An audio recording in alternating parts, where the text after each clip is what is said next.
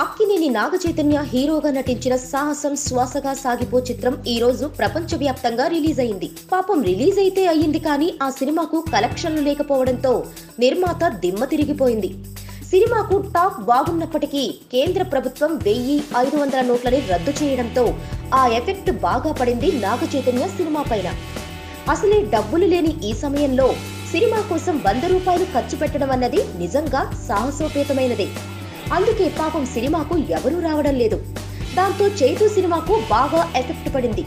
సినిమాకు టాక్ బాగుంది కానీ కలెక్షన్లు లేవేంట్రా బాబో అంటూ ఆ చిత్ర యూనిట్ తల పట్టుకున్నారట. ఇక ఇదే పరిస్థితి మరో 2-3 రోజుల పాటు కొనసాగుతుంది. Please subscribe.